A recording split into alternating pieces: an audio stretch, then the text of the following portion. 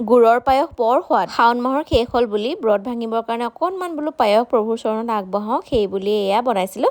ব'লকচোন আজি মই কেনেকৈ বনাইছোঁ ভিডিঅ'টো চাওঁ। প্ৰথমে ধূপ-এডাল লগাই সেৱা এটা কৰি ল'লোঁ আৰু যিহেতু আজি বহুত গৰমো আৰু তৌতে ভাবিলোঁ পায়সকণ বনাওঁ। তৌত বনালে পায়সটো খাই বৰ ভাল লাগে। প্ৰথমতে অকণমান ঘিতে ড্ৰাই ফ্ৰুটছখিনি ভাজি লৈ কাঢ়ি ৰাখি দিম। এইদৰে ৰাখিলে ড্ৰাই ফ্ৰুটছখিনি গোটা গোটা হৈ থাকে, খাই ভাল লাগে। তাৰপিছত মই এতিয়া গাখীৰ লৈছোঁ, 1.5 লিটাৰমানেই হ'ব আৰু গাখীৰত মই পানী মিহল কৰা নাই, গোটেই গাখীৰখিনি দি উতলিবলৈ দিলোঁ। তাতে এতিয়া মই জহা চাউল দুমুঠি লৈছিলোঁ। গোটেই চাউলখিনি এনেকৈ মই ভালকৈ চাৰিওফালৰ পৰা দি দিছোঁ যাতে লাডু হৈ নাযায়।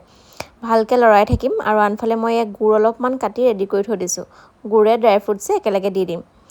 আৰু যিহেতু ভগৱানৰ ওচৰত পায়স বুলি ক'লে প্ৰসাদ সদায় কলপাততে দিব লাগিব ন, আৰু ভাবিলোঁ কেইটামান ৰসগোল্লা আনি থওঁ, পায়সৰ লগতে এটা এটা দি দিম, ভাল লাগিব শৰাইখন। গোটেইকেইটা যোগাৰ কৰি লৈছোঁ যাতে পায়সকণ হৈ যোৱা মাত্ৰকে মই লগালগ দি দিব পাৰোঁ। আৰু এয়া পায়স 80% হৈছে। এতিয়া মই গুড় আৰু ড্ৰাই ফ্ৰুটছখিনি ইয়াতে দি দিম। আকৌ ভালকৈ 2-3টা উতল আহিব দিলোঁ। গেছটো একদম ষ্টিমত ৰাখিছোঁ যাতে তলত লাগি নাযায়। পায়সত তলত লাগি গ'লে শেষ আৰু। এতিয়া ওপৰত অলপমান ঘি দি দিছোঁ। মই মৌ দিওঁ বাৰু, কিন্তু আজি মোৰ ওচৰত মৌ নাছিলে। এতিয়া ব'লক গোঁসাই ঘৰত মই পায়সকণ আগবঢ়াওঁ। প্ৰথমতে গোঁসাই ঘৰত সেৱা এটা কৰি ল'লোঁ। তাৰপিছত এয়া চৰণত 2টা কলহৰ সৈতে পায়সকণ আগবঢ়াই এগছ চাকি আৰু ধূপ লগালোঁ। আৰু মহাদেৱক ক'লোঁ যে ব্ৰতত যদি কিবাকিবি ভুল ভ্ৰান্তি হৈছিলে মাফ কৰিবা আৰু। এয়া হৈ গ'ল।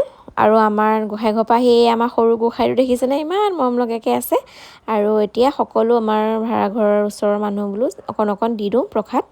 অকণমান পায়সৰ লগতে ৰসগোল্লা দি এইদৰে আগবঢ়ালোঁ। কেনেকুৱা লাগিছে জনাব নাপাহৰিব।